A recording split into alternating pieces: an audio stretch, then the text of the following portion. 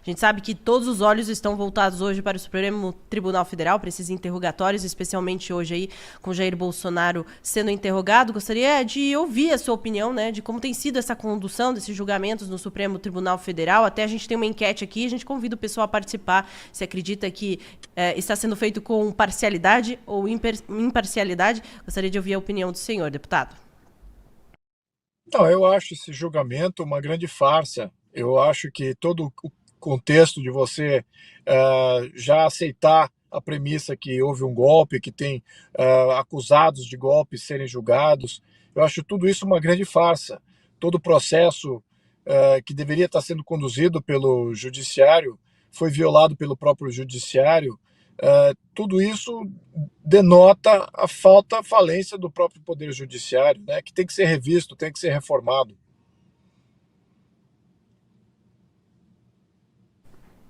Deputado, e como o senhor vê aí a questão da... Né, a gente sabe que o presidente hoje, Bolsonaro, está inelegível, né, 2 condenações no TSE, e muito provável que também ele seja condenado aí nesse processo, que a gente sabe que muito semelhante aos julgamentos espetáculos na época do Stalin, lá, especialmente na década de 30. Como é que o senhor vê essa politização, instrumentalização do Poder Judiciário? A gente sabe que a própria eleição do Trump nos Estados Unidos, muito da conquista do eleitorado decorreu de as pessoas ficarem indignadas, né, o cidadão comum, observando que o aparato de justiça estava sendo mobilizado para perseguir opositores políticos. Como é que o senhor vê esse contexto aí para as eleições de 2026? Olha, veja que existe um grande cartel mundial que tem interesses em todo o mundo e são dotados aí de recursos trilionários. E eles comandam esses judiciários. Então, uma boa parte dos judiciários que estão agindo contra esses representantes da nação, do cidadão, eles estão sendo perseguidos, estão sendo ostracizados, removidos do processo político, criminalizados, muitos deles presos. Veja o que aconteceu na França, o que aconteceu na Romênia recentemente, assim como está acontecendo na Alemanha, vários os partidos sendo ostracizados através dos seus judiciários, mesma coisa na Itália. Então, praticamente, isso é um fenômeno mundial. Isso sem falar nos Estados Unidos e Brasil, que nós temos aí um pouquinho mais de consciência do que está acontecendo.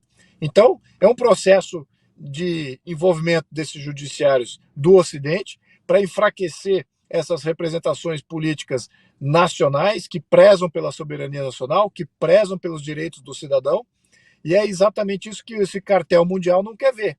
Então eles encontraram no judiciário um esteio muito profícuo para que eles possam impor a sua agenda sem nenhuma discussão e com uma imposição quase que sem ter qualquer tipo de ressalva que possa ser levantado, não há nenhum freio que possa ser colocado. Então, por isso que a gente precisa olhar a dinâmica do século XXI como uma dinâmica completamente nova, não existia isso antes na história do mundo. Quando existia qualquer interferência de fora, era muito mais aberta, muito mais, diria que pública, ao passo que essas interferências externas ocorrem de uma maneira velada, através dos judiciários, sobretudo. Então, nós estamos vendo isso no Brasil. É uma perseguição política, um julgamento de farsa e que eles querem criminalizar e ostracizar do processo político porque agora tem um ciclo eleitoral se aproximando em pouco mais de um ano.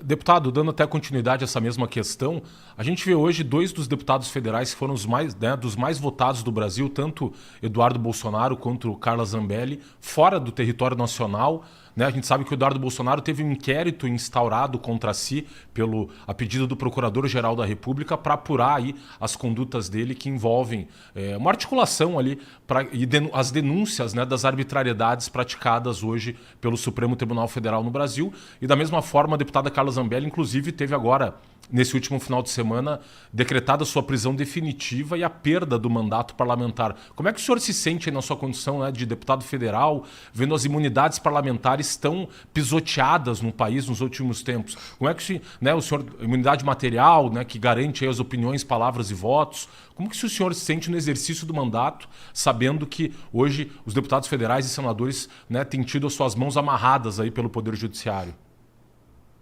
Sim, olha, primeiro temos que ver isso caso a caso. Segundo, a gente tem que olhar se está acontecendo isonomia ou não com relação a essas interpretações, porque nós temos deputados também da ala da esquerda que cometeram crimes patentes, completamente em aberração do que seria o representante público. Um deles agrediu fisicamente um eleitor, o outro roubou, réu confesso que roubou, que desviou recursos públicos, e nenhum deles está sofrendo qualquer sanção.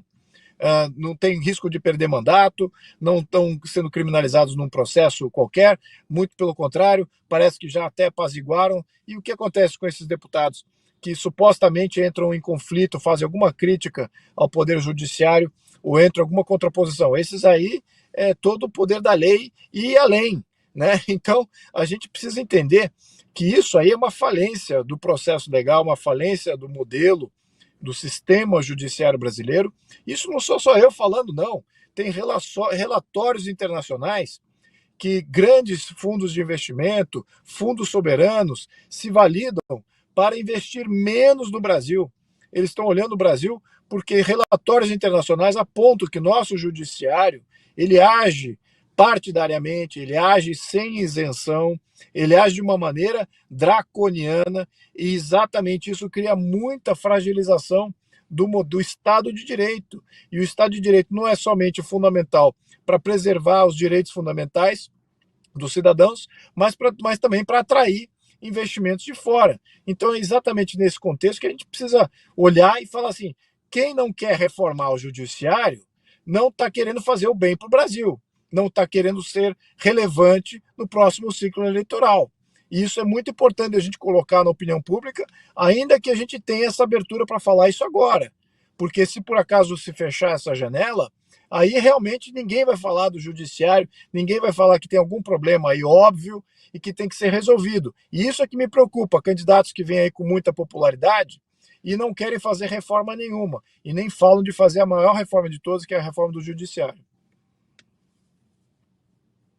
Ótimo, deputado. Eu gostaria de ouvir também do senhor, né, sobre a PEC da desvinculação que o senhor propôs, né, que é para haver aí mais autonomia orçamentária a estados e municípios. Poderia contar para a gente como é que funciona essa PEC?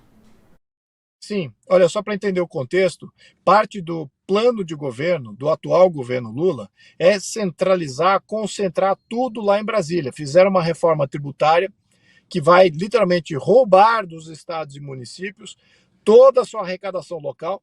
Isso significa que os estados e municípios vão perder completamente a sua autonomia na questão da receita, ou seja, a receita tributária eles não vão mais comandar.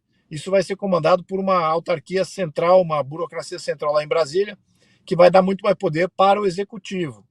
Muito bem. Então, o que essa PEC faz? No atual momento, é importante que os estados e municípios entendam que eles têm despesas que também são vinculadas, ou seja, quando vem um repasse federal, ele já vem com um direcionamento de como usar aquele repasse. Então, o que acontece em muitos municípios e estados? Você repassa o recurso, só que ele está vinculado a uma tipificação clara, por exemplo, saúde, educação, e o que acontece? O estado, o município já contemplou, ou seja, ele já investiu o que é necessário para ele atingir as suas metas. E aí sobrou aquele repasse, só que ele não pode usar, ele só pode usar na saúde e educação. Então, o que acontece? O município está rico, mas está pobre ao mesmo tempo. Ele está rico porque tem todos esses recursos, já usou, já contemplou, já atingiu suas metas.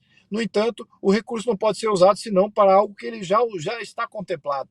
Então, acaba criando toda sorte de distorção de uso de recurso. E o prefeito e o vereador acaba não podendo atender às reais necessidades dos seus municípios, dos seus estados, porque esses recursos estão vinculados, só podem ser gastos de uma maneira. Então, é isso que essa PEC faz. Através de uma maioria simples, ou seja, 3/5 das vereanças, né, você consegue ter uma maioria. Com essa maioria, você rompe a vinculação. E aí, o projeto do prefeito, conjunto com esses vereadores, tal qual aprovado, ele pode ser usado mais livremente os recursos que estariam vinculados dentro de um repasse. Então, ele liberaliza essa questão de uso de recursos que vêm vinculados para prefeitos e vereadores poderem usar mediante esse voto de maioria.